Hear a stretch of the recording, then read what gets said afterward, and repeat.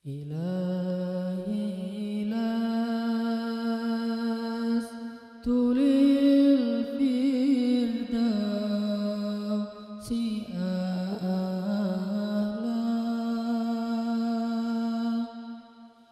ولا أقوى على النار الجحيم فهب لي توبة واغفر ذنوبي فإنك غافر الذنب العظيم.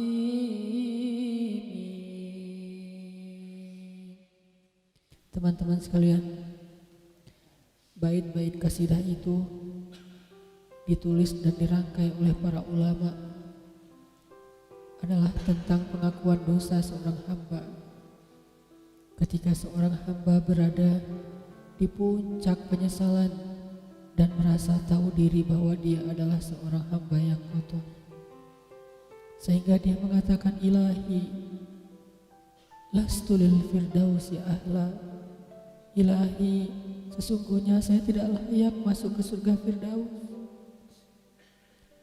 Saya kotor, saya hina, saya penuh cela, saya banyak aib, saya banyak dosa. Sangat tidak layak saya masuk ke surga Firdaus-Mu ya Allah. Tidak ada satupun amal yang bisa saya banggakan sehingga menjadi jalan bagi saya masuk ke surga Firdaus-Mu ya Allah. Kita harus merasa diri kita rendah di hadapan Allah. Itulah kenapa kita sujud. Dan Allah suka kepada orang yang merendahkan diri di hadapannya. Itulah kenapa Allah suka kepada hamba yang bersujud. Seandainya pintu surga itu terbuka dengan kunci amal solih, saya tidak punya kuncinya ya Allah.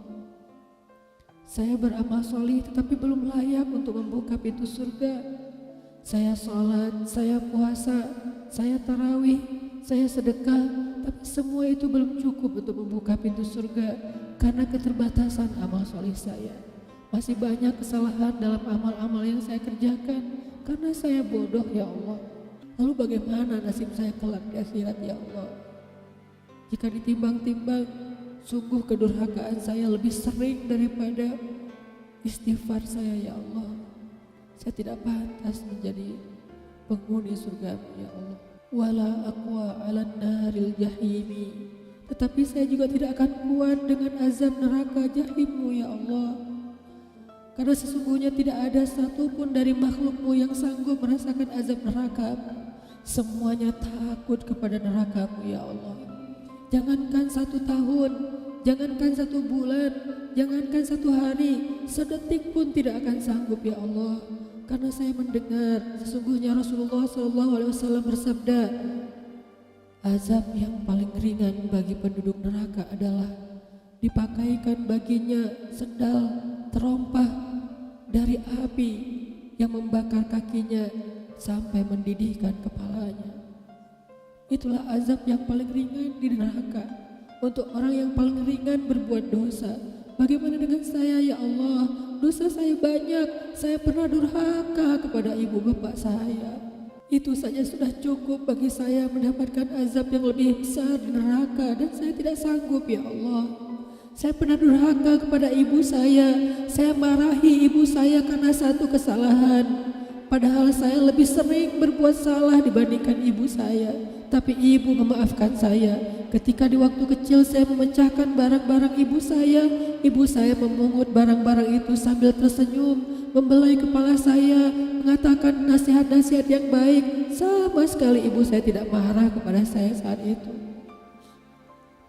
Tapi ketika telah dewasa, tidak sengaja ibu saya yang sudah tua renta kadang memecahkan barang saya, merugikan sedikit saja dari harta saya marah seperti setan ya Allah. Saya bentak ibu saya ya Allah, bahkan kadang membuat ibu saya terluka, kaget, takut.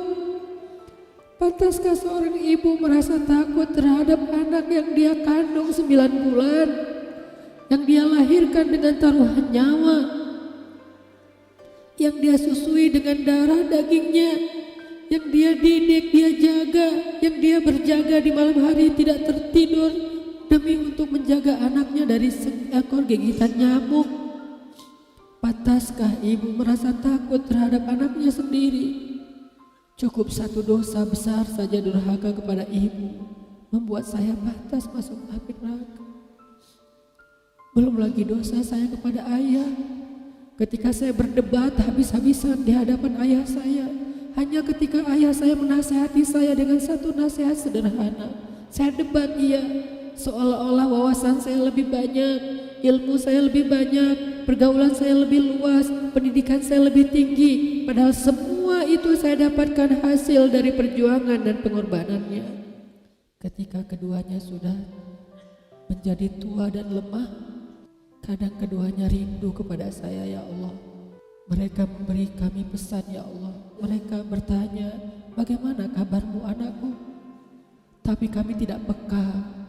Hati kami tertutup dengan ego dan sombong. Kami tidak bisa membaca teks itu dari perasaan mereka.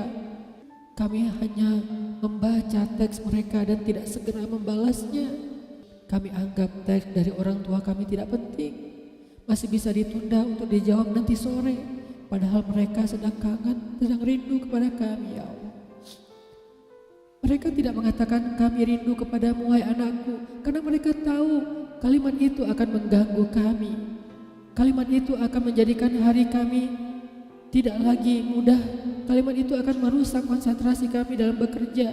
Kalimat itu akan menghalangi banyak urusan kami, sehingga mereka menahan diri. Mereka hanya bertanya, apa kabar kami? Lalu kapan kami berbakti kepada mereka, ya Allah? Sampai seusia ini kami masih merepotkan mereka, ya Allah.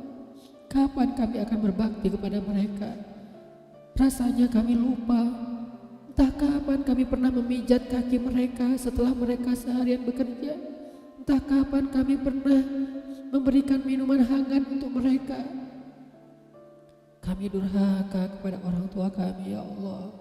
Bahkan setelah mereka wafat, kami lupa mendoakan mereka di dalam sholat kami. Harusnya kami disiksa di api neraka, tetapi kami tidak kuat, ya Allah. Belum lagi durhaka, kedurhakaan kami yang lain, dosa-dosa besar kami yang lain. Kami pernah bermaksiat kepadamu diam-diam, ya Allah. Kami pernah berbuat dosa diam-diam, dan padahal kami tahu itu dosa besar.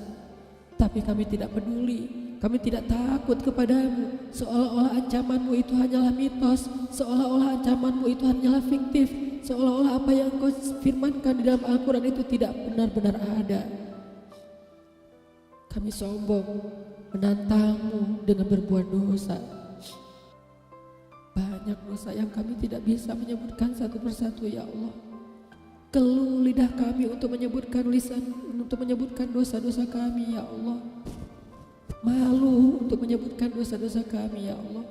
Tidak ada yang bisa kami harapkan darimu selain Engkau terima taubat kami, ya Allah. Fahabli taubatan, beri kami taubat yang nasuha, ya Allah. Terima taubat kami, ya Allah. Kami belum berani meminta surgamu, kami juga tidak akan kuat dengan nerakamu. Kami meminta terimalah taubat kami, penyesalan kami, janji kami untuk kembali kepadamu, memperbaiki diri. Teman-teman sekalian, mari kita baca bait itu dengan penyesalan. Kita baca bait itu seolah-olah kita sedang curhat kepada Allah Subhanahu wa taala.